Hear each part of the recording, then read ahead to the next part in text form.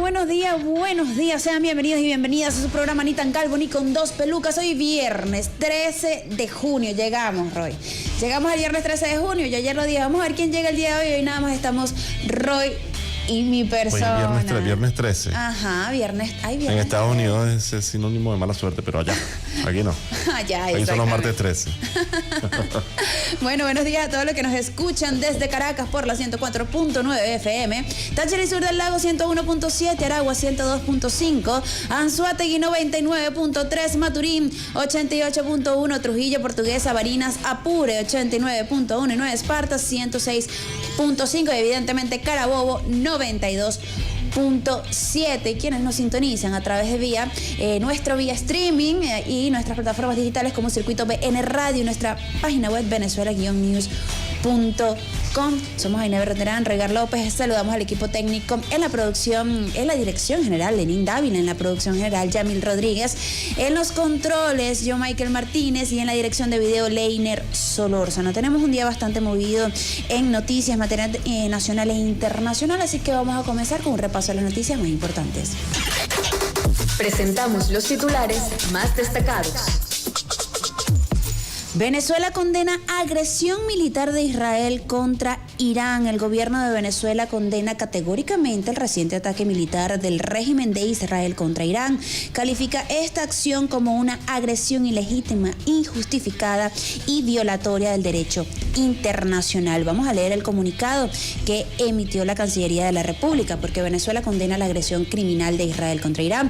La República Bolivariana de Venezuela condena de forma categórica la agresión militar ilegítima, injustificada y violatoria del derecho internacional perpetrada por el Estado de Israel contra la República Islámica de Irán. Se trata de un acto de guerra que se suma al largo historial de crímenes del régimen de Netanyahu, cuya maquinaria de destrucción actúa al margen de toda legitimidad. Venezuela exige el cese inmediato de todas las hostilidades por parte de Israel, que ha convertido su política exterior en una amenaza permanente contra la paz en Asia Occidental.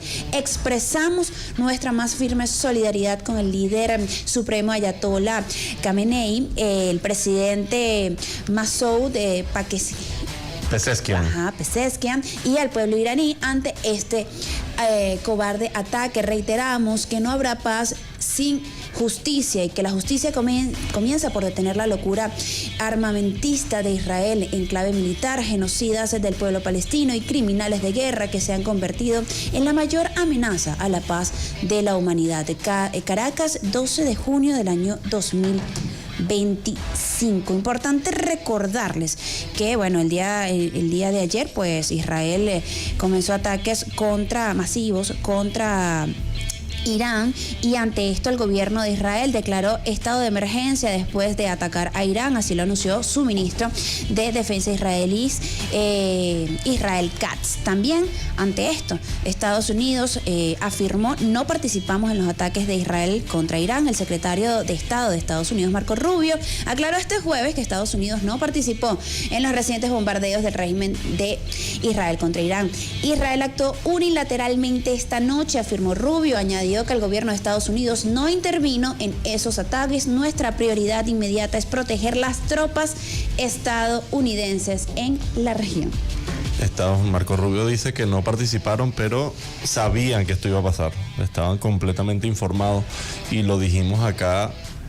¿Cuándo fue? Ayer. Ayer dijimos acá que la noche anterior, o sea, la noche del miércoles, el Pentágono estaba muy activo. ¿Y cómo sabemos que el Pentágono estaba muy activo? Porque las pizzerías alrededor del Pentágono estaban todas colapsadas. Y eso pasa justo antes de un inminente ataque de Estados Unidos o de su país favorito en el mundo, que es Israel. Pareciera que mandara más el presidente de Israel que el mismo presidente de los Estados Unidos allá en los Estados Unidos. Y la verdad que es un historial de guerras, de genocidio que tiene este país, que ataca a los países árabes, a todos los países de la región, bombardea, invade, y sin que la ONU haga nada. Por cierto, también este ataque ocurre cuando Irán devela documentos secretos que vinculan al jefe de la Organización Internacional de la Energía Atómica con Israel. Él ha dado, y ahí aparece que vamos a hablar sobre esto, vamos a profundizar la noticia, pero para dar un pequeño resumen, estos documentos secretos que dijimos aquí, que que los había encontrado Irán, que los tenía preparados y que los iba a lanzar, los lanza. El ataque pasa horas después. Vincula a la ONU, la Organización Internacional de Energía Atómica, que es una organización de la ONU, ¿verdad? Vinculada a la ONU. Su director pareciera que trabajara a sueldo para Israel, y además había dado información, nombres y ubicación de los científicos nucleares de Irán que han sido asesinados a lo largo de estos años. Inclusive en el ataque de ayer fueron asesinados nuevos científicos. Otros científicos del programa nuclear de Irán fueron asesinados, y lo lamentable de todo esto es que no es que sean asesinados en un campo de batalla, sino que son asesinados en sus casas. Así es, mire. Con sus familiares, con sus hijos, con sus familias, no les importa. También fue víctima el día de ayer el jefe de la Guardia Revolucionaria Islámica, quien fallece tras el ataque israelí. El comandante de la Guardia Revolucionaria Islámica, Hossein Salami, falleció durante un ataque aéreo de Israel este viernes contra Irán. La agencia estatal Tasnim confirmó su muerte en el bombardeo al Estado Mayor de la Guardia en Teherán. Declaraciones del presidente Masoud Pezeshkian, dice así, según Al Mayadin, que es uno de los canales que está como súper al día con ahí en su canal de Telegram, igual Press TV, son los dos canales que me recomendó una amiga venezolana que está allá en Irán, está estudiando en Irán, y estoy hablando con ella desde anoche. Me dice: último minuto, Irán. Presidente Masoud Pezeshkian: la respuesta legítima y contundente de Irán hará que el enemigo se arrepienta de su insensata acción. El pueblo y los funcionarios iraníes jamás guardarán silencio ante esta brutal agresión. Hacemos un llamado al pueblo iraní para que confíe en las autoridades del país y no se deje arrastrar por la guerra psicológica que se libra. Insto a nuestro orgulloso pueblo a mantener la unidad y a no prestar atención a los rumores y la guerra mediática del enemigo. Debemos preparar el terreno para una respuesta firme a la agresión y dedicar todos nuestros esfuerzos a servir a nuestro gran pueblo. Y por último, daremos una respuesta firme y mesurada a la entidad israelí. Entre otras cosas, también RT en última hora afirma: Israel elimina al jefe de la Fuerza Aérea de los Cuerpos de la Guardia Revolucionaria Islámica de Irán. Y en Reuters, al menos 20 altos mandos militares iraníes fueron asesinados por Israel en las últimas horas. Así que bueno, la noticia en Medio Oriente moviéndose justamente tras estos ataques de Israel contra el pueblo iraní. Entre otras noticias, el presidente de la República el día de ayer felicitó a Rander Peña por su designación como el nuevo secretario ejecutivo del ALBA TCP. El presidente de Venezuela, Nicolás Maduro, extendió sus felicitaciones a Rander Peña por su designación como el nuevo secretario ejecutivo de la Alianza Bolivariana para los Pueblos de Nuestra América, Tratado de Comercio de los Pueblos, ALBA TCP.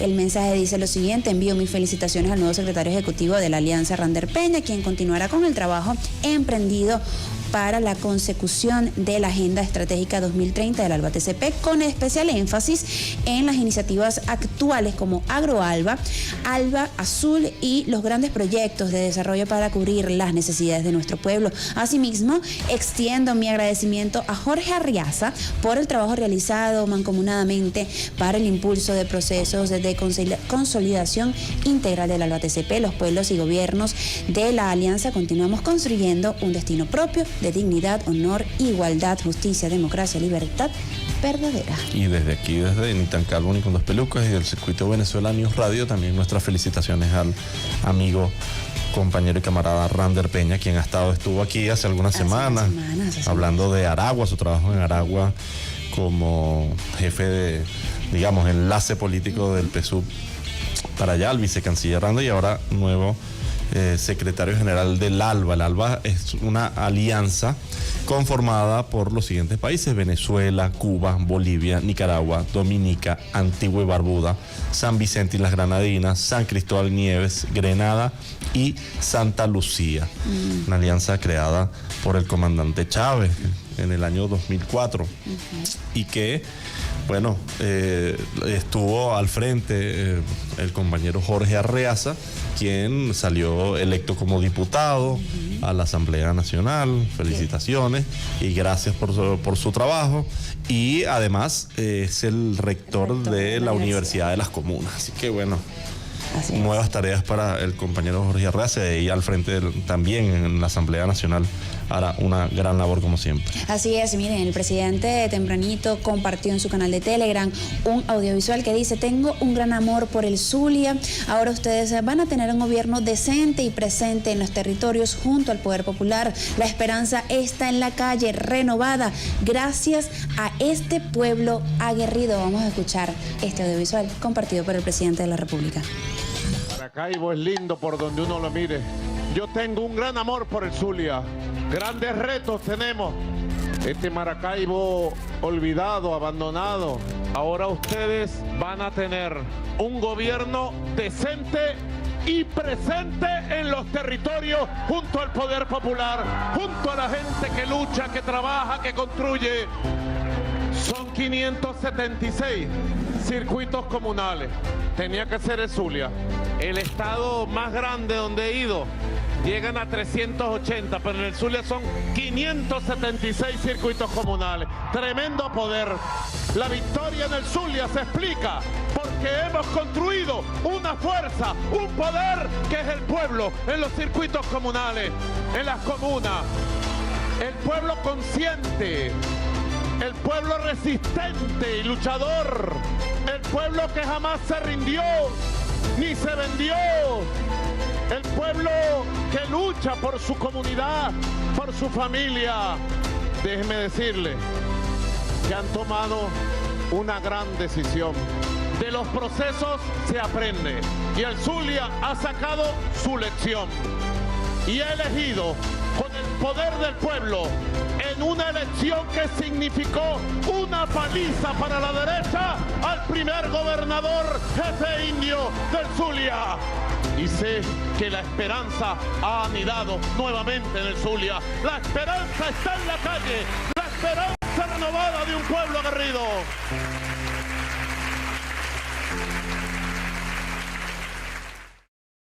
Teníamos al presidente de la República tras la toma de posesión del gobernador electo por el estado Zulia. Son las 7:20 de la mañana, vamos al primer corte musical y ya volvemos con...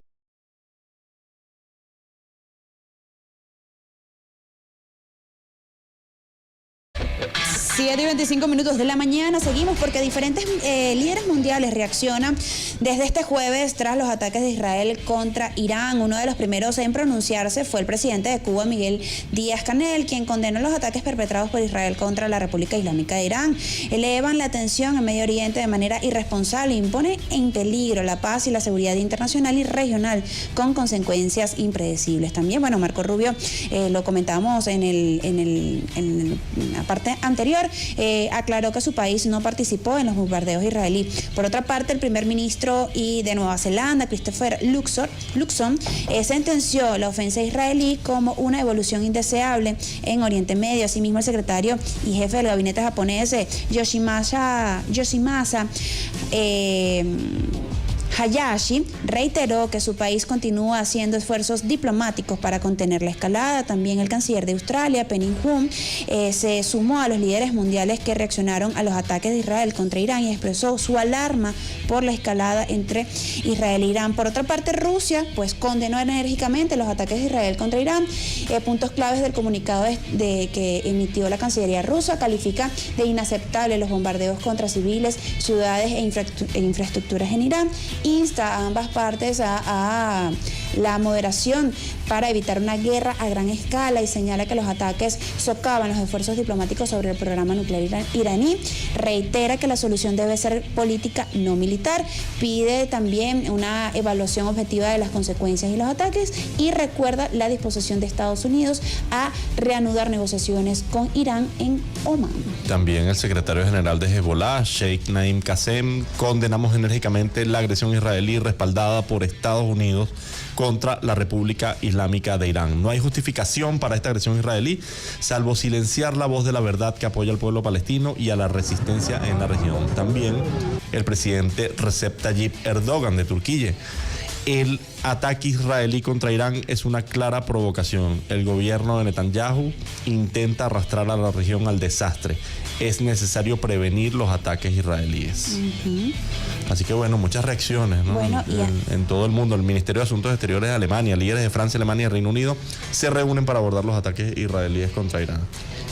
Así que el mundo también reacciona, ¿no? Sí, así es. Y bueno, entre otras cosas que ha generado controversia es la amenaza de Trump a Irán tras los ataques israelíes. Él en su cuenta de Truth Social pues compartió lo siguiente: di a Irán oportunidades tras oportunidad para hacer un acuerdo. Les dije con palabras más fuertes que simplemente lo hicieran, pero no importa cuánto lo intentaran, no importa lo cerca que estuvieran, simplemente no pudieron lograrlo. Les dije que sería mucho peor de lo que conocen. Anticipan o les han dicho que Estados Unidos fabrica el equipo militar más avanzado y letal del mundo, con diferencias, y que Israel tiene mucho en ese equipo, con mucho más por venir, y saben cómo usarlo. Algunos dirigentes iraníes se mostraron valientes, pero no sabían lo que estaba por ocurrir. Ahora todos están muertos y solo empeorará. Ya ha habido gran muerte y destrucción, pero aún hay tiempo para poner fin a esta masacre, cuyos próximos ataques planeados serán aún más brutales. Irán debe hacer un acuerdo antes de que no quede nada y salvar lo que alguna vez se conoció como el Imperio iraní. No más muertes, no más destrucción, simplemente háganlo antes de que sea demasiado tarde. Dios los bendiga a todos. Donald Trump. Bueno, mira esto, Reuters citando a diplomáticos: una reunión extraordinaria de la Junta de Gobernadores de la Agencia Internacional de Energía Atómica sobre los ataques a Irán a petición de Venezuela. El gobierno de Venezuela apostando al multilateralismo. Importantísimo. Bueno, y el tuit ese que acabas de leer de Donald Trump. Pues bueno, hace días se venía hablando de esto, ¿no? Del quiebre en las negociaciones.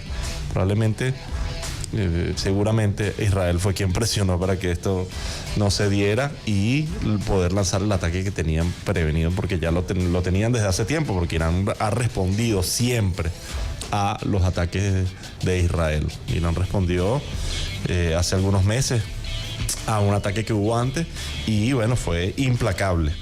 Además, acompañan también al apoyo al pueblo palestino, no solo Irán, sino también Yemen, quien ha lanzado misiles balísticos contra Israel permanentemente en apoyo y al pueblo palestino.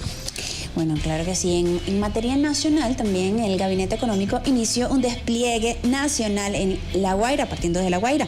El Gabinete Económico inició un despliegue nacional para dibujar y construir el mapa productivo de toda Venezuela, tal como lo instruyó el presidente Nicolás Maduro. Así lo informó la vicepresidenta ejecutiva Delcy Rodríguez, quien detalló que empezamos por el estado de La Guaira, en su zona económica especial, donde conocimos 2 extraordinarias experiencias económicas con gran potencial de exportación. Vamos a escuchar el audiovisual compartido por la vicepresidenta ejecutiva.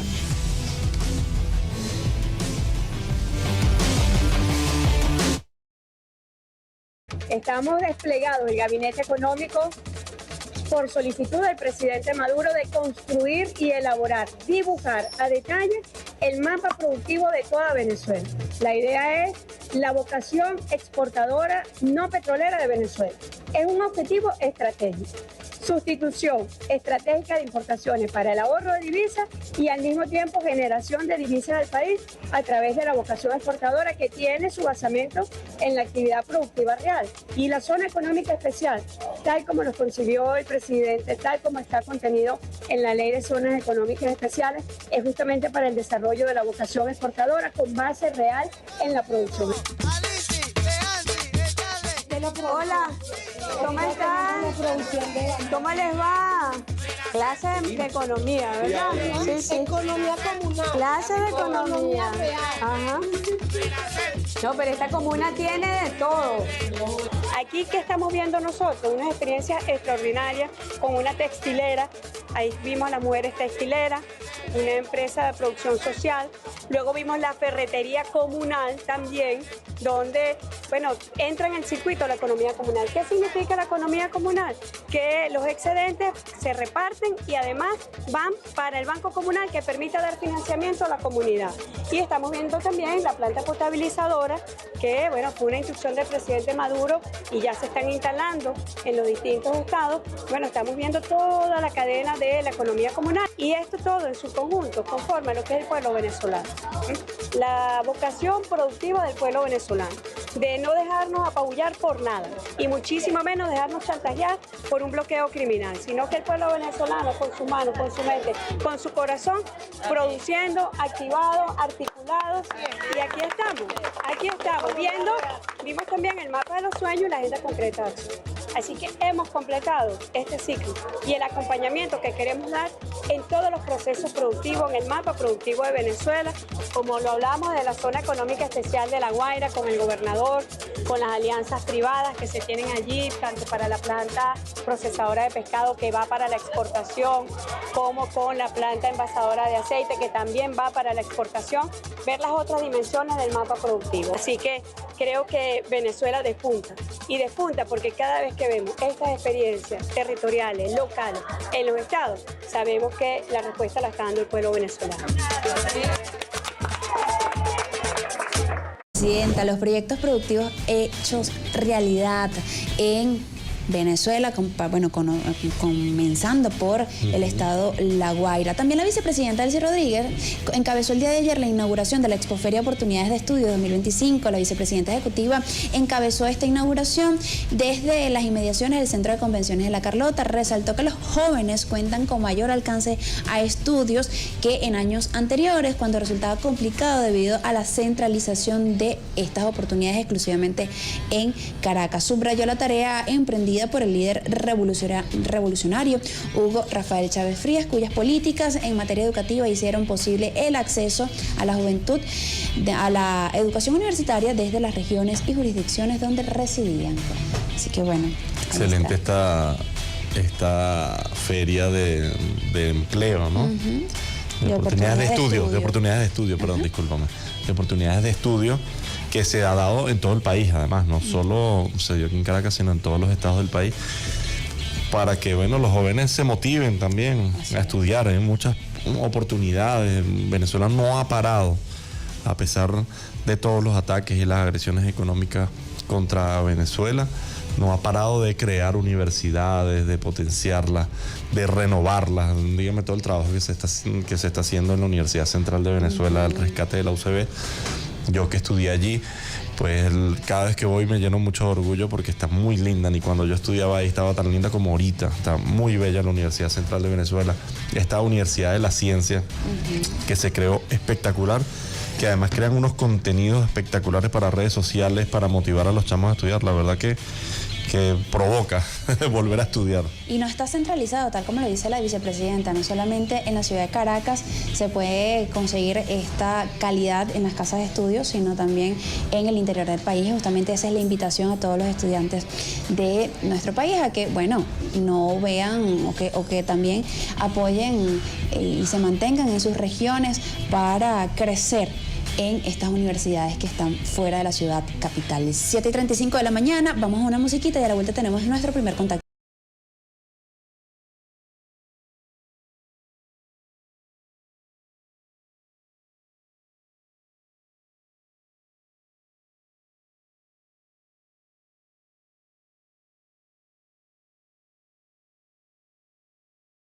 Estamos en Itan Galván y con dos pelucas cuando son las 7:40 de la mañana. Hasta ahora nuestra brújula informativa se mueve directamente a España con nuestro corresponsal Pascual Serrano. Y ahora Venezuela News se mueve a España. Buenos días, buenas tardes, Pascual, ¿cómo estás? Muy bien, muy bien. Qué bueno escucharte. Cuéntanos, ¿cómo está la movida noticiosa por allá? Vamos a ver, empezamos con España, donde el ambiente está complicado para Pedro Sánchez. Pues ayer se supo que el número 3 del partido, Santos Cerdán, resulta que, según los informes de la Policía Judicial, pues se habría desvelado que había cobrado unas comisiones ilegales por parte de empresas que a cambio de obras públicas, ¿no? El tema le afecta mucho porque, claro, estamos hablando del responsable de organización del partido del gobierno, el Partido Socialista Obrero Español. Y también hay que recordar que normalmente los tesoreros y los responsables de organización, cuando se llevan comisiones, no suele ser solamente para ellos, sino también para los partidos. Por lo que eso estará pendiente de investigar. Pedro Sánchez compareció en la sede de su partido, dijo que se sentía engañado por él, que el PSOE no se había llevado nada de dinero, que esa persona dimitía, la cesaba de todos sus cargos, pero ninguna otra medida más de saneamiento o de rectificación por parte del gobierno. Eso pues le deja en una situación muy difícil, la legislatura queda muy pendiente de un hilo, los socios ahora están en un dilema de hasta qué punto apoyarle incondicionalmente. Lo que ocurre es que si él no convoca elecciones, la única opción de su salida sería una moción de censura. La moción de censura no la ganaría la derecha porque no tiene suficientes votos, con lo cual así no se podría quitar al gobierno. Y él se lo va a pensar mucho antes de convocar elecciones porque las encuestas hace tiempo que dan como victoria a la derecha si salía con la ultraderecha. Es decir, que bueno, yo creo que estamos esperando a ver qué más se sabe de la investigación policial, pero todo pinta en que se le complica la vida a Pedro Sánchez y a los socios de la izquierda que están con Pedro Sánchez. Bueno, complicado, y el sistema judicial allá tampoco ayuda, ¿no?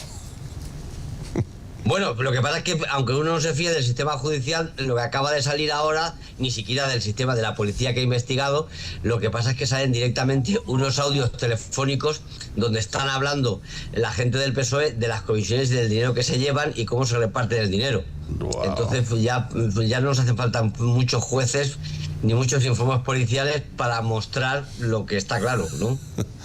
Bueno, se ve que también ellos suelen acusar mucho a los países latinoamericanos de corrupción y son extremadamente corruptos, ¿no? Sigamos, ¿qué? Ahora, sí. ¿Seguimos? Seguimos, por favor. Vale, bien. Bueno, vamos a la segunda. La segunda es que hay un estudio que ha demostrado que el 86% de los alcaldes de Europa consideran que el precio de la vivienda en su ciudad ya no es asequible. Bueno, eso es un tema que cada vez se está agudizando más. Ya prácticamente los alcaldes no paran de alertar a Bruselas, a la capital europea, de que es necesario más regulación y más financiación del derecho a la vivienda, ¿no? En este momento, según la encuesta de Eurocities, solamente el 14% de los alcaldes de las ciudades europeas dicen que el precio de su municipio es asequible. Es evidente que ese 14% son de viviendas y de localidades con poca población donde no hay presión, ¿no? Pero hay un 47% que dicen que hay un grave riesgo de acceso a la vivienda y un 39% de que directamente no es asequible. Eso hace un total de un 86%. Creo que la vivienda en este momento es un problema en toda Europa. Cada uno lo interpreta de una manera. En el caso de los países europeos, casi todos hablan de que hace falta más suelo para construir y menos restricciones para poder construir. En el caso de España, lo que se denuncia son los alquileres turísticos de corta duración, que evidentemente compiten con las demandas de vivienda de los ciudadanos que viven en las ciudades, ¿no? Entonces, bueno, la petición es que la Unión Europea pues incremente su implicación en la crisis de la vivienda, que se comprometa a que haya más presupuestos de cohesión para la vivienda, pero bueno, pues ya sabemos muy bien a lo que se dedica la Comisión Europea, que es a mandar armas a Ucrania y a pedir más presupuesto de armamento. No están esas cosas tan mundanas como las casas de la gente. Y que meterse con la vivienda, por ejemplo, construir viviendas sociales o regular los alquileres, son medidas socialistas y hay que tenerle mucho miedo a eso. No, y además hay que dedicar dinero. El tema es el dinero. Entonces, para lo que quieren es dinero y para lo que no quieren no hay dinero. Además, dinero de los impuestos de todos los ciudadanos, que termina en Ucrania, y para los jerarcas de Ucrania que terminan comprando mansiones en las costas europeas. Yeah. Así que bueno, ¿qué más tenemos por ahí? Yeah. Bueno, hablando de fiscalidad, vamos a Estados Unidos, donde, como sabéis, se va a aprobar la ley fiscal de Trump, que él llama la llamada una gran y hermosa ley. Bien, lo que pasa es que no va a ser tan hermosa para todos, porque según un análisis que ha realizado la Oficina Presupuestaria del Congreso, que es una oficina de carácter técnico, apartidista, ha hablado de los efectos redistributivos que va a tener esa ley, ¿no? Entonces, según ese estudio, los más ricos se ahorrarán dinero y los más pobres perderán ayudas y cobertura sanitaria. Es decir, el 30% de la población con menos renta saldrá perdiendo y el 70% de más renta saldrá ganando. De manera que, siguiendo con los números, el 10% de los hogares con menos ingresos perderán una media de unos $1.600 al año. O sea, un 3,9% de sus ingresos, porque habrá un recorte en el programa del seguro médico, Medicaid, y además se dejará sin seguro médico a 10,9 millones de personas, más otras 4 millones de personas que dejarán de recibir alimentos. En cambio, para el 10% de los hogares de más renta, estos, digamos que los recursos aumentarán gracias a esta ley en $12.000 anuales. Si nos quedamos con el quinto y sexto deciles, es decir, los del centro, ¿no? Estos aumentarían sus recursos en unos $500 o $1.000, respectivamente, según la Oficina Presupuestaria del Congreso.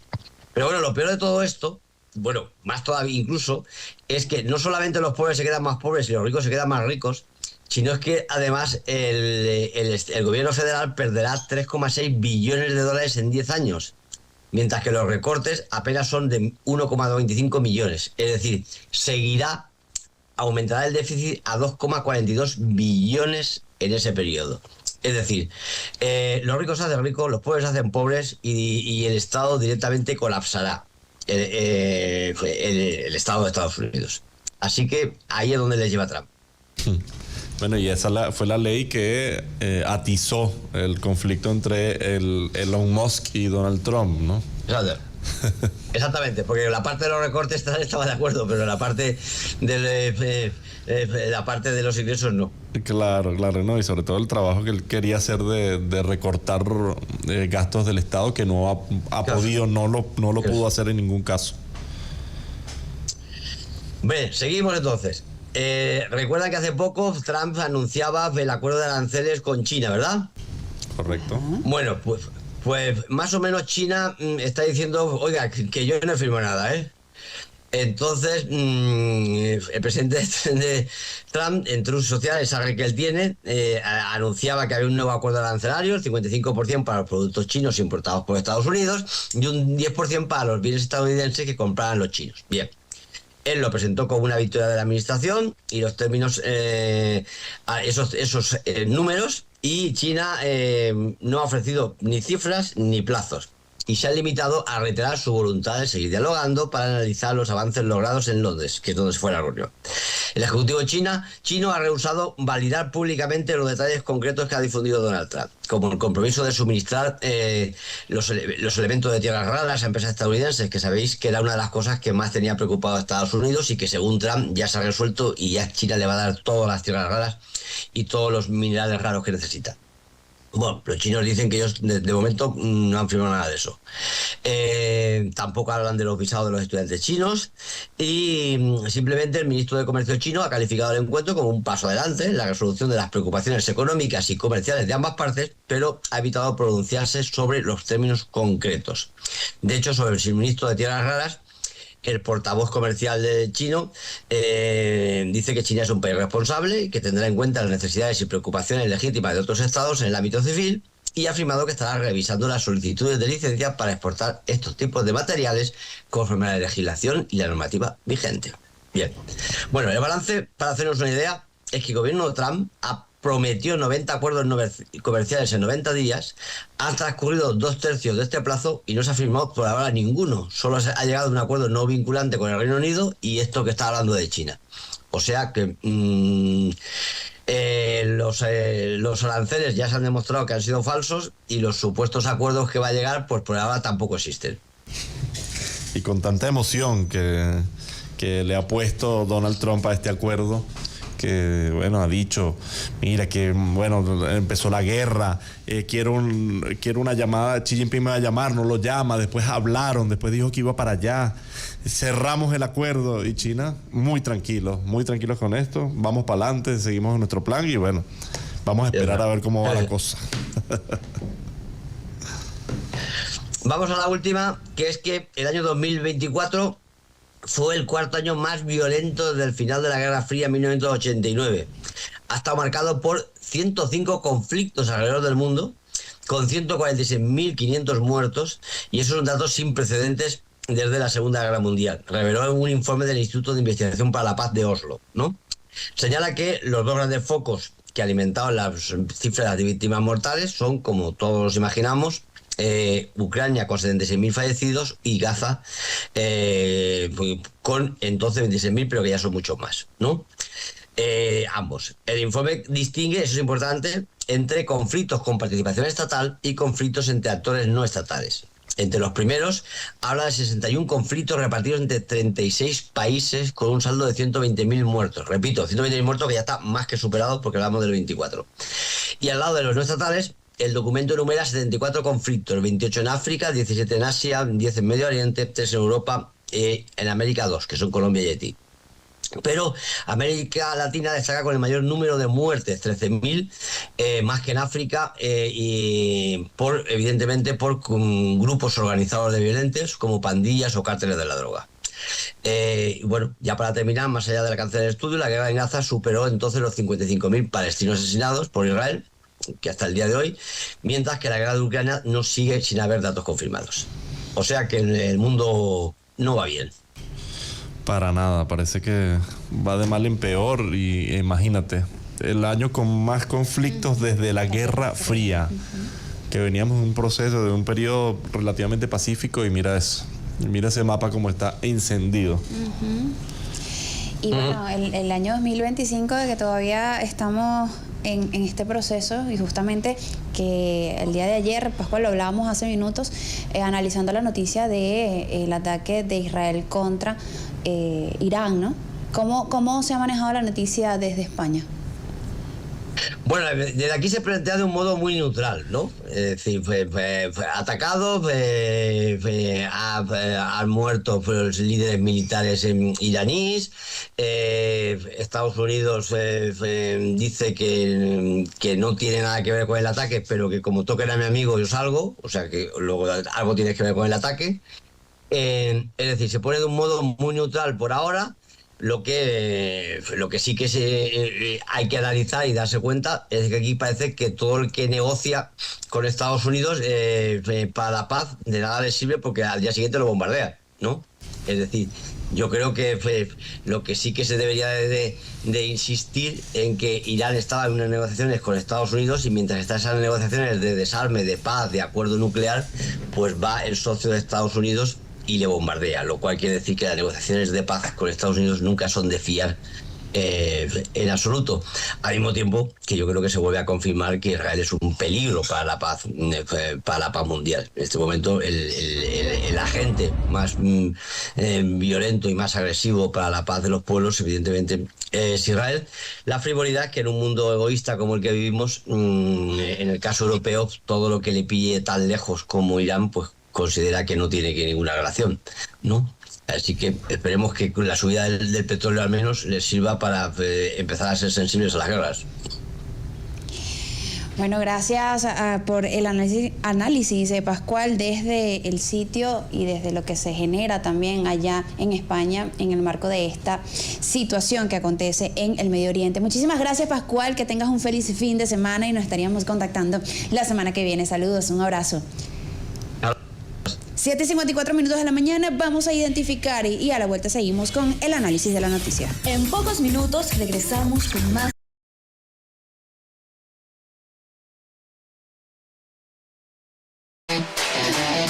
8:14 minutos de la mañana, continuamos con Ni tan calvo ni con dos pelucas. Mira, a esta hora o en este momento vamos a movilizar nuestra brújula informativa directamente a Córdoba, Argentina, con nuestro corresponsal el día de hoy, Mariano Saravia. Buenos días, Mariano. Y ahora Venezuela News se mueve a Argentina. ¿Cómo está, compañero? Bienvenido. Muchas gracias, un gusto y un honor estar con ustedes. Muchísimas gracias. Bueno, coméntenos, Mariano, cómo está el acontecer noticioso desde Argentina. Bastante movido. Sí, bastante movido. Hay, podríamos decir, un terremoto político en Argentina esta semana, después de mucho tiempo de letargo, de que lo sorprendente era la apatía y la tranquilidad ante un gobierno que ya desde hace 1 año y medio viene destruyendo el país directamente y así de simple, ¿no? Esta semana la verdad que hubo un movimiento muy fuerte a partir del martes, cuando la Corte Suprema de Justicia confirmó el fallo que condena a la expresidenta Cristina Fernández de Kirchner por hechos de supuesta corrupción. La condena a 6 años de prisión y una inhabilitación política permanente.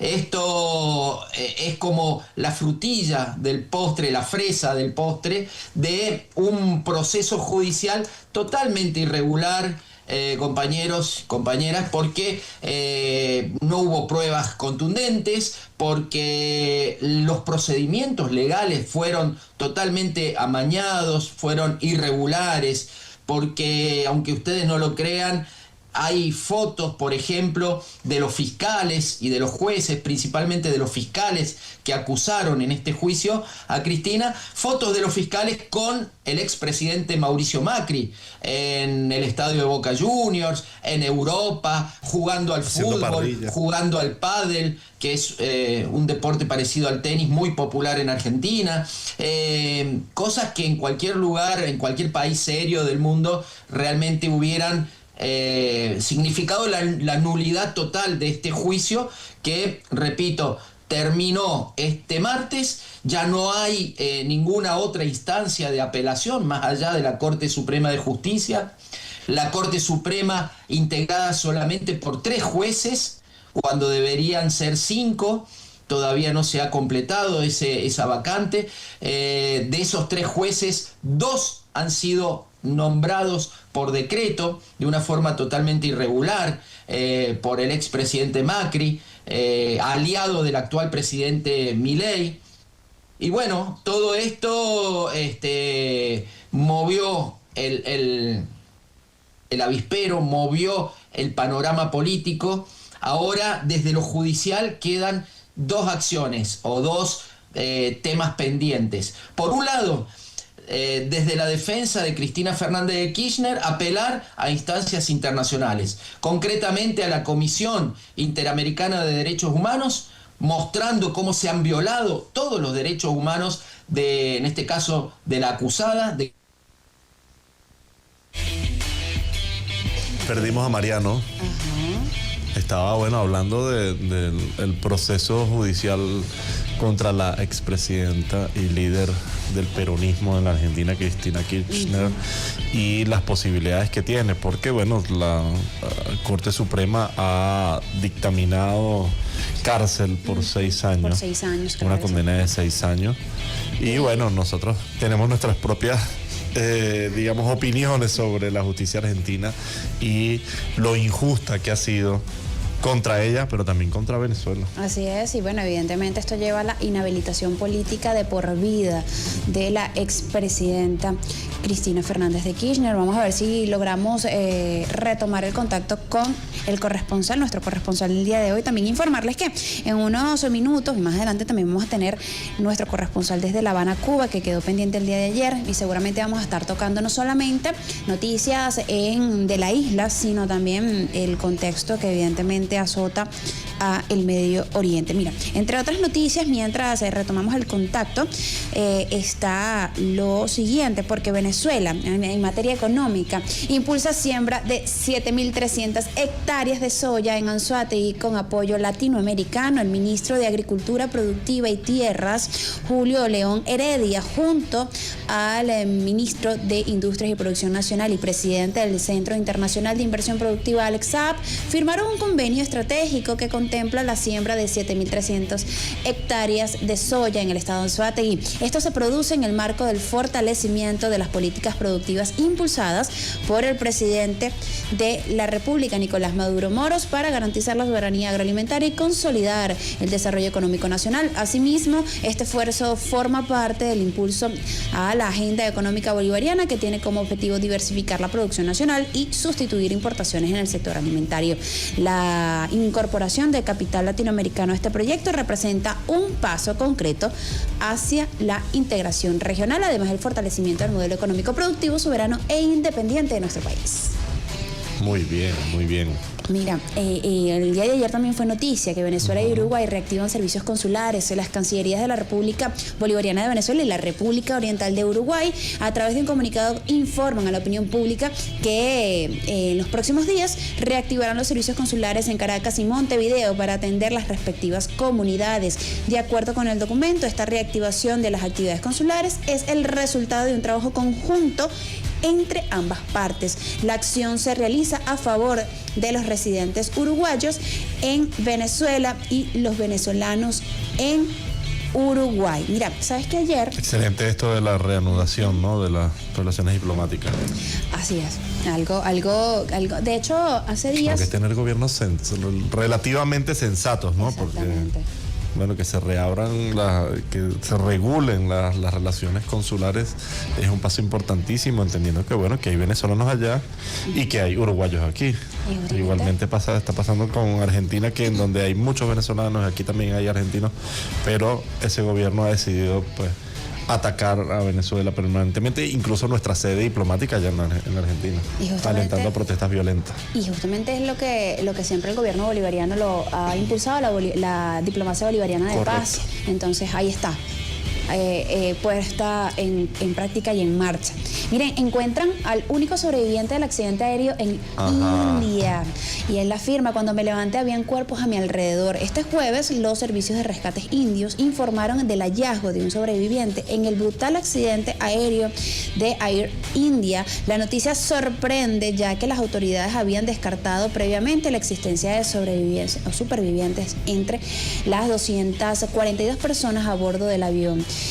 El sobreviviente fue identificado como Biswash Kumar Ramesh, de 40 años, y fue trasladado a un hospital cercano. Tiene daños en el pecho, los ojos y los pies. Narró que 30 segundos después del despegue se escuchó un fuerte ruido y el avión se estrelló. Todo sucedió muy rápido, afirma el único sobreviviente. 30 segundos duró en el aire el avión, o sea, fue despegar y caer. Y además cayó sobre un edificio donde había mucha gente, estudiantes de medicina, y muchos de ellos murieron. Es sorprendente cómo una persona pudo haber sobrevivido a este accidente estando además dentro del avión, no solo cayó y explotó. Y se especulaba el día de ayer entre la noticia de este sobreviviente que supuestamente había saltado por la salida de emergencia. Esto evidentemente no ha sido confirmado por fuentes oficiales, pero nada más el hecho que existe un sobreviviente, pues evidentemente es algo que sorprende al mundo entero. Bueno, además tenía el asiento 11A. Aparte. 11A. Para que sepan. Miren, entre otras noticias, pues el joven sicario del intento o el atentado contra Miguel Uribe Turbay no actuó solo, y revelan a la red de al menos 5 cómplices. Un vehículo gris y 5 adultos pudiesen ser la clave para esclarecer las causas y hallar el autor intelectual del atentado contra el senador y precandidato presidencial de Colombia, Miguel Uribe Turbay, ocurrido el pasado sábado en una localidad de Bogotá, Colombia. Asimismo, las pesquisas de los cuerpos de investigación e inteligencia de Colombia determinaron que al menos 4 hombres y una mujer controlaban las acciones del adolescente que detonó el arma en contra del senador. Se conoció que el menor comenzó a colaborar con la justicia. En sus declaraciones mencionó el Spark gris y a un hombre o al hombre de la olla. Además, confesó que fue condenado o contactado para perpetrar el atentado a cambio de un pago de 20 millones de pesos, que equivale a $4.800.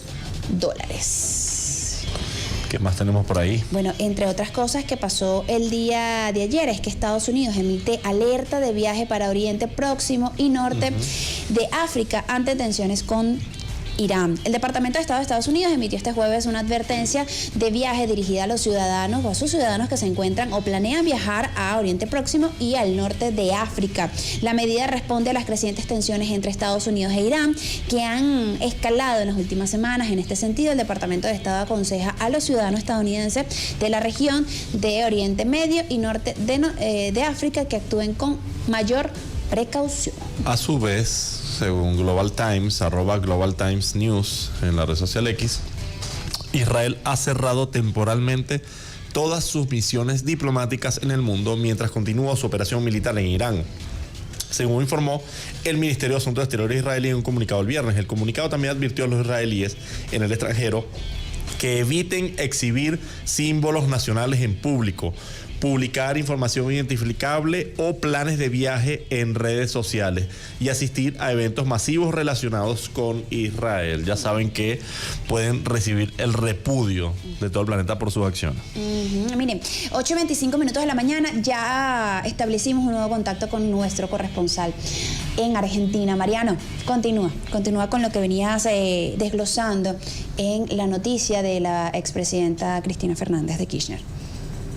Perfecto, compañeros y compañeras. Bueno, estaba diciendo que una instancia que queda ahora es acudir a la Corte Interamericana de Derechos Humanos, instancias supranacionales. Veremos si eso trae alguna consecuencia concreta. Te decía que en el caso de las leyes que habían garantizado la impunidad de los genocidas de la última dictadura, en los años 90 la Corte Interamericana de Derechos Humanos declaró que eran nulas esas leyes, que había que condenar a la Argentina, y eso fue importante para que después, en el gobierno de Néstor Kirchner, a principios de los 2000, después de que llegara al gobierno en Venezuela Hugo Chávez y en Brasil a Lula da Silva, aquí en Argentina también se declararan nulas esas leyes. Entonces, puede ser una vía cuando ya se acaban las instancias nacionales. La otra cuestión legal que queda ahora es decidir, el tribunal tiene que decidir si le da a Cristina la prisión domiciliaria. Después de los 70 años, la ley argentina permite que un condenado a prisión pueda cumplir su pena en su casa o donde lo establezca. Cristina tiene 72 años y entonces sería una atribución del tribunal permitirle esa posibilidad. No es seguro, no es una constante. De hecho, los fiscales están pidiendo la detención inmediata de Cristina. Esto habla también de lo que se busca en este proceso judicial. No se busca justicia, es un juicio absolutamente político y lo que se busca es humillar, denigrar a Cristina y en este caso al pueblo, ¿no es cierto?, que representa esta líder política. De hecho, los canales de televisión de la derecha, los medios hegemónicos están desde hace varios días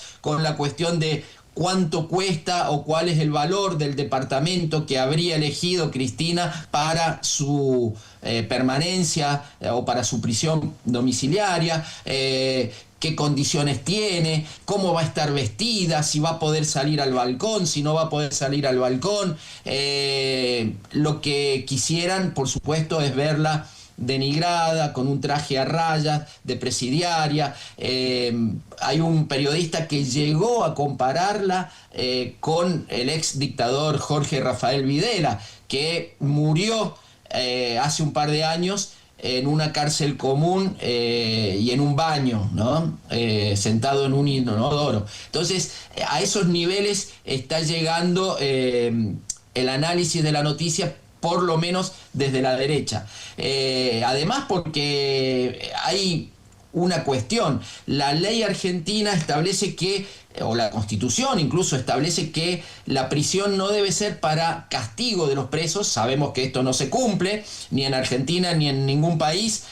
Los presos están hacinados, están en pésimas condiciones, etcétera, pero lo que dice la ley es que no debería ser para un castigo denigrante, sino para la recuperación y rehabilitación de los presos. En el caso de personas de más de 70 años que eligen la prisión domiciliaria, incluso la cuestión de salud permite en algunos casos salir de la vivienda para hacer una caminata o para hacer algún trámite específico. Bueno, todo eso se está debatiendo con muchísima hazaña desde la derecha y desde los movimientos sociales, desde el Partido Peronista. Lo que ha pasado en los últimos días y sigue pasando en este mismo momento, compañeros, es que ese lugar donde está Cristina se ha transformado en un lugar de peregrinación, se ha transformado en un epicentro político del país, cosa que no se veía antes, ni siquiera hace 2 años, cuando intentaron asesinar a Cristina y le gatillaron en la cara. Esa bala no salió, pero ni siquiera en ese momento, los días subsiguientes, hubo tantas manifestaciones masivas de apoyo como se están viendo en este momento. Es un departamento en pleno centro de la ciudad de Buenos Aires, en el barrio de Constitución, y como te decía, ahí están llegando permanentemente.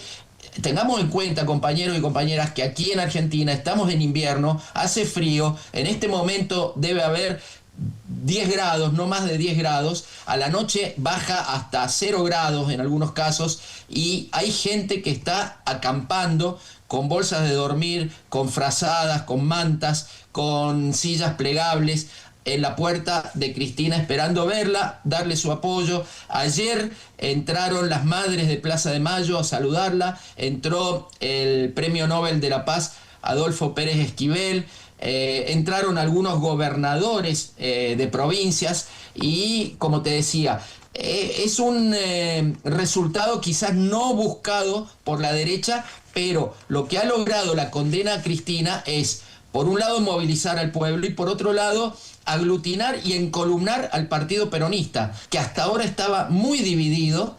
Esa división interna favorecía al gobierno de extrema derecha, podríamos decir al gobierno neofascista de Javier Milei, pero ahora por primera vez, y con esto que está pasando, ayer hubo una reunión en la sede del Partido Justicialista, del Partido Peronista, y todos coincidieron, todos los sectores coincidieron en la necesidad de la unidad, por un lado, y también en confluir en una marcha masiva el próximo miércoles, cuando Cristina Fernández de Kirchner tenga que presentarse en los tribunales para este trámite de la prisión domiciliaria. Va a haber una marcha de 7 kilómetros desde su vivienda hasta los tribunales. Se supone que ahí van a estar todos los sectores, los movimientos sociales, los sindicatos y mucha gente individualmente. Eso es lo que está pasando, esa es la consecuencia política.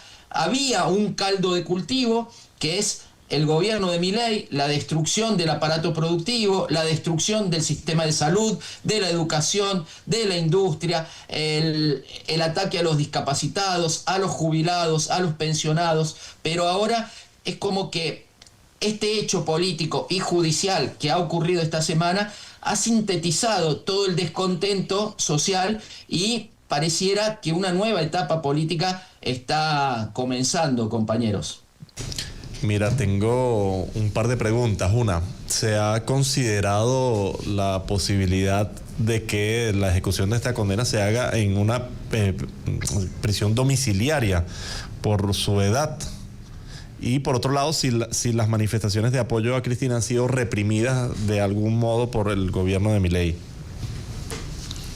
No, no han sido reprimidas hasta ahora. Por supuesto que los medios hegemónicos y los medios de derecha están pidiendo eso, con el eufemismo, por supuesto, de que hay que liberar las calles, de que hay que garantizar la libertad de circulación, porque vos imaginate que tantas y tantas personas, son miles de personas que se congregan en un domicilio del centro de una ciudad muy grande como Buenos Aires, y eso también ocasiona, por supuesto, cortes de calles, ¿no es cierto? Y algún inconveniente en el tránsito. Todavía no ha habido represión, como la represión que venimos viendo, por ejemplo, todos los miércoles en la marcha de los jubilados en el Congreso de la Nación, represión indiscriminada contra personas de 70, 80 años, contra mujeres, contra niños. Eso todavía en este caso no lo hemos visto.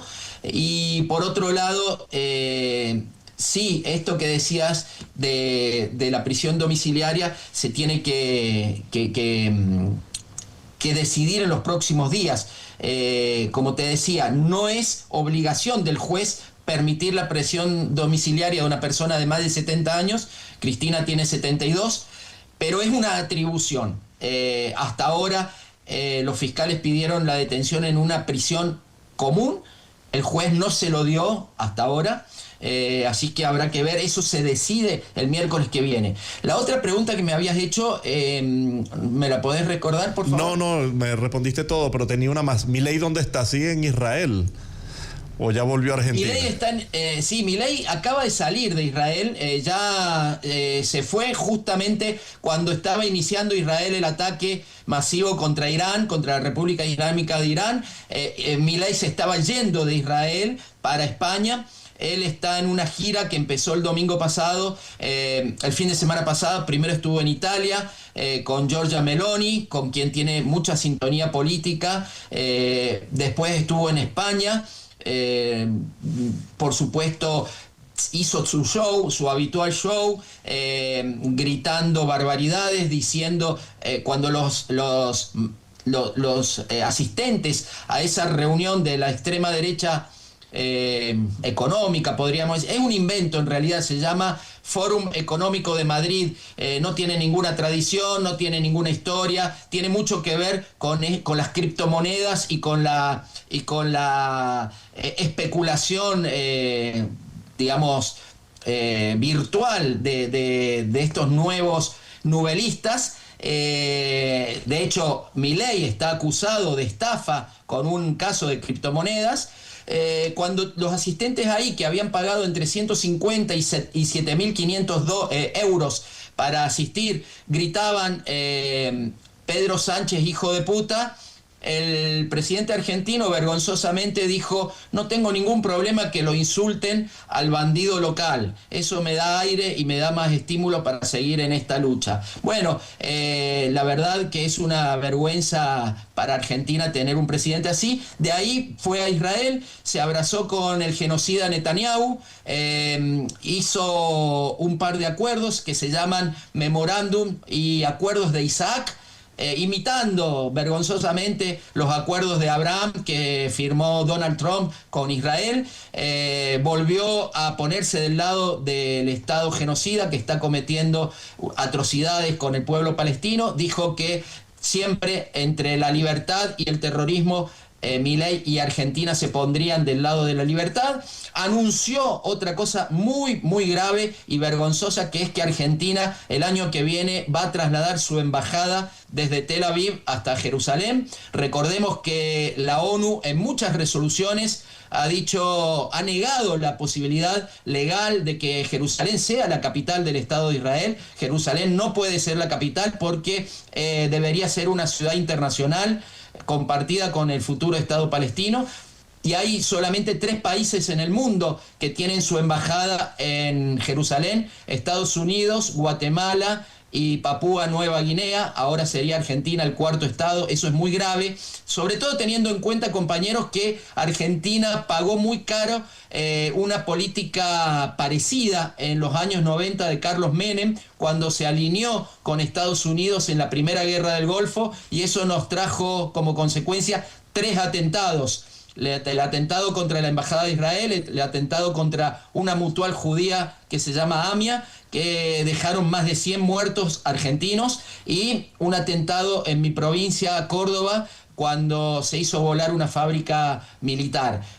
Bueno, Milei está haciendo lo mismo, pero la diferencia es que en los 90 era un mundo unipolar, el hegemón total era Estados Unidos, y hoy Argentina se columna con Israel y con Estados Unidos sin ningún beneficio de ningún tipo. Milei se fue justo cuando estaba empezando el ataque contra Irán, y ahora está de nuevo en España para recibir otro de los premios inventados, en Israel recibió el premio Génesis, que los medios de derecha se empecinan en decir que es el premio Nobel judío, lo cual es una mentira. No, digamos, si no es premio Nobel, no es premio Nobel, ni judío, ni argentino, ni guatemalteco, no es premio Nobel.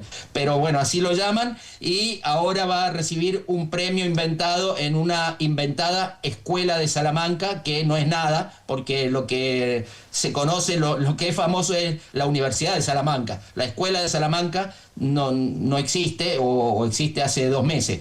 Así que bueno, ese es el panorama. Milei debe estar preocupado, con esto puedo cerrar, porque él había elegido para este año electoral como contrincante, como rival a Cristina. A Cristina la sacan del medio, la proscriben, porque así ha hecho siempre la derecha argentina con los líderes nacionales y populares, y eso, más allá de ser un golpe al pueblo, también es un golpe a la estrategia de los libertarios y de la extrema derecha en Argentina. Bueno, gracias por el análisis completo y sobre todo esta última parte dedicada al presidente Milei, que bueno, yo creo que está empeñado en conseguir que sea declarado persona no grata en España, por lo menos, porque se la pasa yendo a España a insultar al presidente. Yo no sé hasta cuándo va a aguantar ese gobierno que vaya un tipo como ese, que no va a visitas oficiales, sino a visitas en eventos súper random de la ultraderecha, a insultar a un presidente de una república. Creo que eso es una falta de respeto total. Sí, absolutamente, y sobre todo teniendo en cuenta que desde el pragmatismo político, desde la Realpolitik, Argentina no tiene muchos vínculos, por ejemplo, con Israel.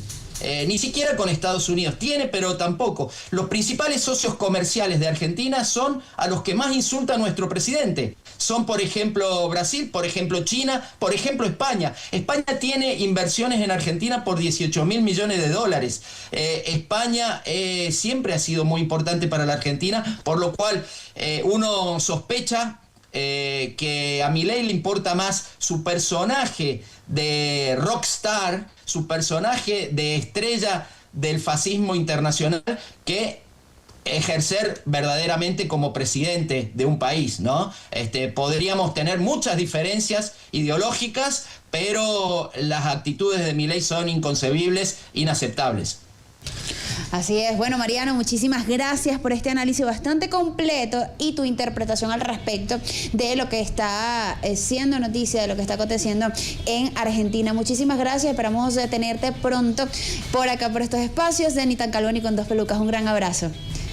Bueno, un abrazo para ustedes y a disposición siempre. Muchísimas gracias, Mariano Saravia, desde Córdoba, en la ciudad de Buenos Aires. Bueno, hasta ahora también, como ya nos quedan pocos minutos, vamos a establecer un contacto informativo con nuestro corresponsal en La Habana, Cuba, para hacer un análisis de diferentes noticias. Es importante destacar que parte de estas noticias que vamos a hablar a continuación, mientras que el equipo técnico ajusta esta llamada telefónica, es lo que tiene que ver con todo lo relacionado a las políticas en La Habana, Cuba, y también todo lo que se está desarrollando desde la noche del día de ayer hasta ahorita, que está en pleno desarrollo, la situación de Israel con Irán. Y bueno, nuestra brújula informativa se mueve directamente hacia La Habana, Cuba, con nuestro corresponsal, El Necio.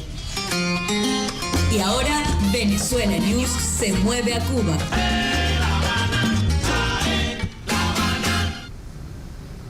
Hola, buen día, ¿cómo les va? ¿Me escuchan? Bien, Pedro, buenos días, hermano Pedro, ¿cómo estás? ¿Cómo está La Habana?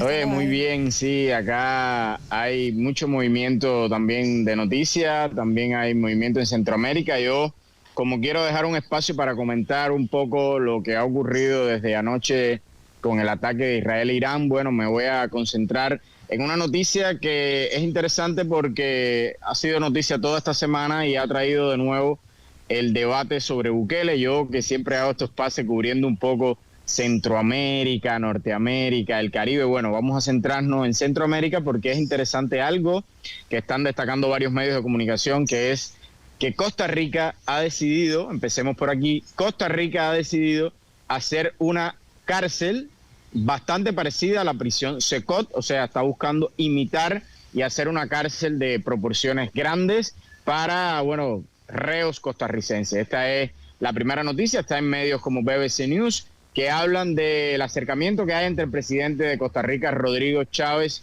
y el presidente de El Salvador, Nayib Bukele. Hasta allá fue el ministro de Justicia y Paz de Costa Rica, el señor Gerald Campo, estuvo en la prisión Secot, vio cómo se hizo y bueno, entabló conversaciones con las autoridades de El Salvador para saber cómo invertir. Según ha dicho, este proyecto le va a ahorrar a Costa Rica un costo estimado de $35 millones porque tenían un estimado de 60 millones y bueno, parece ser que el proyecto ahora va a salir en mucho menos porque ya saben, sin condiciones, sin cama, en condiciones de hacinamiento, con costos mínimos como lo suele hacer el señor Bukele, pues Costa Rica parece que quiere imitar esto. Esto también está dado por un aumento de la peligrosidad en Costa Rica. En el año 2024 llegaron a tener 800 homicidios.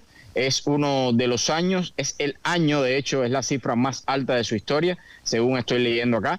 Y, bueno, también ha aumentado el número de reclusos de 14.000 reclusos en el año 2022 a más de 18.000 ya este año. Por lo tanto, han dicho que necesitan una nueva prisión para salir de las condiciones de superpoblación que tienen ahora mismo las cárceles de Costa Rica y para ello fueron buscando a Bukele. Esto es algo que destaca, por supuesto, porque en la opinión pública internacional cada vez se habla más, por ejemplo, en medios como CNN, de las denuncias internacionales que se están haciendo a través de mecanismos, de ONG, de periodistas y también de organizaciones internacionales, con el caso de las condiciones de hacinamiento, de falta de derechos humanos, de inocentes encarcelados que hay en las prisiones de El Salvador. Si bien que el presidente Bukele logró controlar los homicidios en El Salvador, pero lo hizo a costo de meter a mucha gente inocente, de violar los derechos humanos de las personas y bueno, también de torturar y de que hay muertes dentro de esas prisiones, porque no solo es que viole los derechos humanos, es que hay torturas y hay muertes dentro de esas prisiones, han ocurrido y se está destacando. Entonces, por eso esta noticia de Costa Rica asombra más, ¿no? Costa Rica solo va a imitar la infraestructura, solo va a imitar el funcionamiento carcelario de Bukele o también piensa imitar los métodos que se llevan a cabo en esta cárcel. Son preguntas que destacan ante la opinión pública internacional y tiene que ver también con lo que El Salvador le está imponiendo al mundo mediático, porque de alguna forma se victimiza mucho el señor Bukele, pero cada vez más encarcela críticos de su gobierno. Y es el caso, por ejemplo, acá tenemos otra noticia de que acaban de arrestar a uno de los abogados y periodistas más críticos del gobierno de Bukele, el señor Enrique Anaya. Esto acaba de ocurrir hace unos días. Arrestaron al señor Enrique Anaya, que es un abogado, repito, periodista, escribe, columnista en varios medios de comunicación de El Salvador, siempre ha criticado mucho a Bukele, ha dicho que su reelección es inconstitucional y bueno, lo acaban de arrestar en su casa y bajo cargos de lavado de dinero. O sea, es impresionante cómo todos los críticos de Bukele, periodistas, abogados, funcionarios y activistas terminan encarcelados por alguna causa que nadie sabe de dónde salió, van y lo arrestan a su casa y bueno, y la fiscalía le abre un caso. El señor Enrique Anaya había sido un crítico muy ferviente justo en los últimos días del arresto previo de otra abogada, de la señora Ruth López, que es otra crítica del gobierno de Bukele, trabaja en la ONG Cristosal, que es una de las ONG que trabaja por los derechos humanos en El Salvador. Bueno, arrestan a Ruth López bajo cargos de corrupción, no tienen ninguna prueba y entonces le ponen una prisión preventiva de 6 meses. Ante esto, el señor Enrique Anaya, bueno, se vuelve más crítico, empieza a llamarle dictador a Bukele. Aquí, por ejemplo, puedo leer algunas de sus palabras. Acá decía, cada vez más cuestionada y confrontada la dictadura bukelana en el plano internacional, ahora es la Comisión Interamericana de Derechos Humanos con el caso de Ruth López. Así decía el señor Enrique Anaya y justamente, ya que él lo dice, sí, la Comisión Interamericana de Derechos Humanos expresó su grave preocupación por las detenciones recientes contra personas defensoras de derechos humanos en El Salvador. Nombró al líder comunitario y pastor José Ángel Pérez, el presidente de la cooperativa El Bosque, arrestado el 12 de mayo. Señaló que un día después también pasó lo mismo con Alejandro Enrique, que es un abogado de una cooperativa que lo están tratando de abrirle una causa por delitos de desorden público y también se suman casos como la detención de Fidel Zavala y órdenes de arresto contra Ivania Cruz y Rudy Joya. Estos son nombres de activistas, de abogados, o sea, no estamos hablando de la nada, estamos hablando de una gran persecución de abogados, de activistas, de periodistas que está ocurriendo en El Salvador y la opinión pública y incluso la opinión mediática internacional no lo está tratando. Ante estos casos, bueno, el señor Enrique Anaya ha sido muy crítico, es uno de los abogados más conocidos en El Salvador y también ha terminado arrestado. Así las cosas por el gobierno de El Salvador, señores, no sé qué me puedan comentar.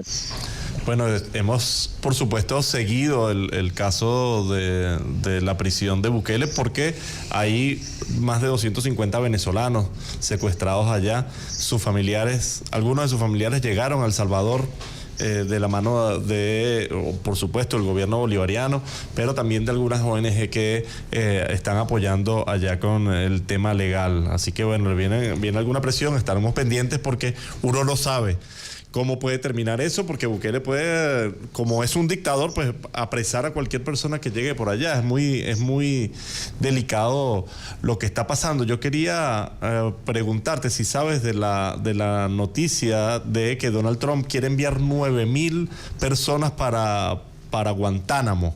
No sé si lo viste. Sí, es una noticia que está trascendiendo ya hace varias semanas atrás.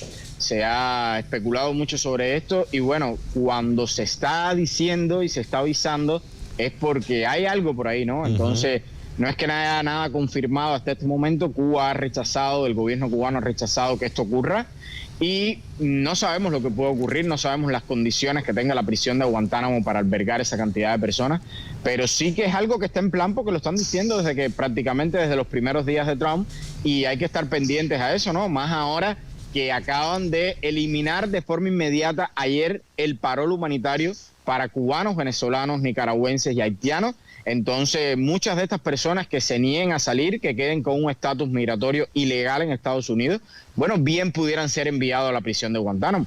Así ha ocurrido ya y así puede ocurrir. Es penoso, pero es la realidad actual de lo que está haciendo Donald Trump, las autoridades migratorias, el ICE, y por eso es que hay manifestaciones en Estados Unidos. Y también es lamentable que la comunidad cubana, que se está viendo afectada, incluso la comunidad venezolana también, no esté apoyando a las otras comunidades inmigrantes con estas protestas, porque son políticas que los afectan. Sin embargo, para proteger ciertos privilegios migratorios que les ha dado Estados Unidos, bueno, se quedan quietos y no dicen ni siquiera una palabra. Bueno, tal vez hasta escondidos, ¿no? Y con mucho miedo porque la persecución del ICE en las zonas donde se encuentran estas nacionalidades, venezolanos, cubanos. No he visto banderas de ninguno de estos países, ni de Venezuela ni de Cuba en las protestas. Sí, muchas banderas mexicanas, pero de otras nacionalidades, Honduras, El Salvador, junto a las protestas de los mexicanos, ¿no? Y es que la verdad que el avance de la racia migratoria ha, digamos, perseguido inclusive en el campo, en los campos de siembra, donde se había dicho que no se iban a tocar por el peligro que viene a la soberanía alimentaria de los Estados Unidos y que son los migrantes los que suelen hacer estos trabajos.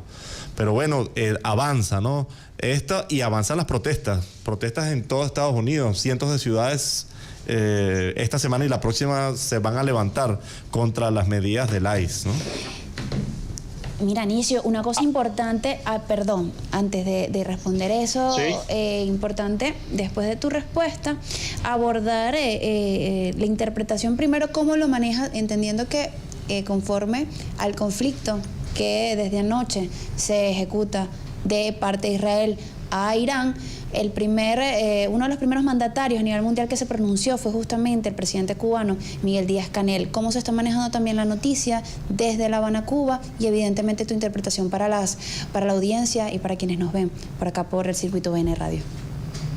Oye, sí, qué buen momento para poder comentar eso, porque realmente se venía anunciando toda esta semana las mismas autoridades de Israel y de Estados Unidos que iban a atacar Irán. No se esperaba, yo creo, que fuera un ataque tan grande como el que ejecutaron.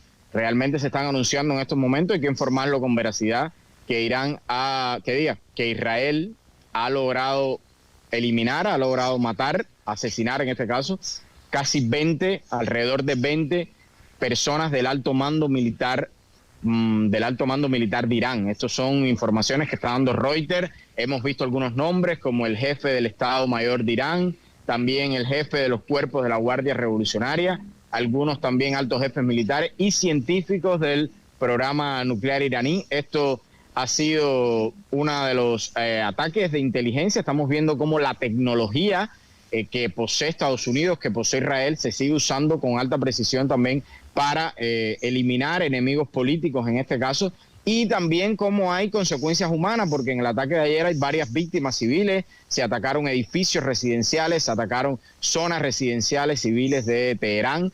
Entonces, nada, volver a notar que Israel es un peligro para la paz de la región del Medio Oriente y para la paz mundial. O sea, cuando ataque Irán, mañana pudiera atacar otro cualquier país. O sea, Israel no cede en sus pretensiones que son de dominio de la región, pero también de dominio imperial a través del apoyo que le provee Estados Unidos, que bueno, es el país más poderoso militarmente en el mundo. Entonces, el análisis desde La Habana, la visión del presidente cubano, del canciller y de también la ciudadanía, es hacer notar que esto ha sido otra violación del derecho internacional, ha sido otro golpe guerrerista, otro avance guerrerista que lo ha comenzado Israel. Porque fíjate que las autoridades de Irán ayer decían, y habían varias cuentas desde Irán que decían ayer, esto lo han iniciado ustedes, recuerden que lo han iniciado ustedes. Entonces, se espera en las próximas horas una respuesta de Irán. La respuesta, yo decía que cualquiera que hagan va a estar justificada, porque cómo no va a estar justificada una respuesta de Irán cuando les han asesinado varios militares, cuando les han asesinado población civil, cuando está el asesinato pendiente de Qasem Soleimani,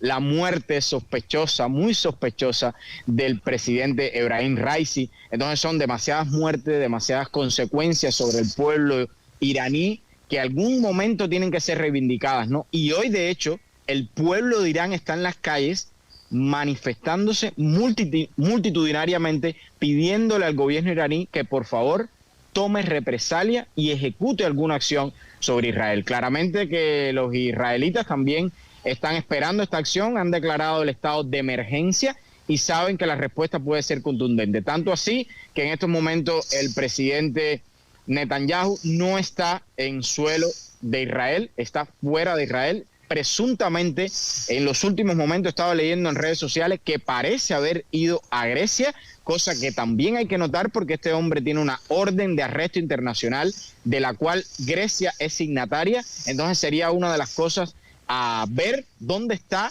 esto es lo primero, dónde está y qué país está incumpliendo con el arresto internacional que este genocida merece. Entonces, así están las noticias en este momento. Tenemos que seguir muy pendientes de la situación allí. Estamos viendo un mundo de policrisis. O sea, la crisis en Los Ángeles, la crisis en El Salvador, la crisis en Argentina con el posible arresto de Cristina en los próximos días y con su proscripción. Aquí lo analizaban ustedes con el corresponsal. También estamos viendo la crisis en Medio Oriente y esta escalada de la posición guerrerista de Israel. También estamos viendo una crisis en España con casos de corrupción que se han revelado a través del PSOE. Es el mundo de la policrisis y aquí estamos los medios pendientes para comentarlo.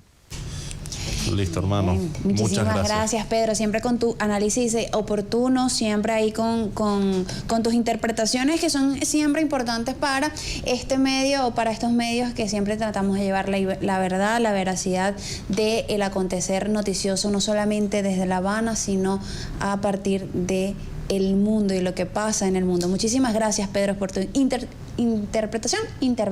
Nos veríamos la semana que viene. Que pases un feliz fin de semana. Muchas gracias, un abrazo. Chaito.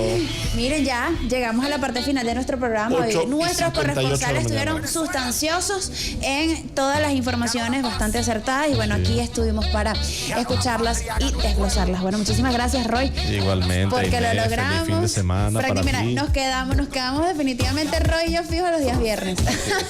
Vamos a quedar fijos los viernes. Sí, totalmente. Bueno, muchísimas gracias. Que pasen un feliz fin de semana ustedes y cuídense mucho. Nos vemos el día lunes. Chao, chao.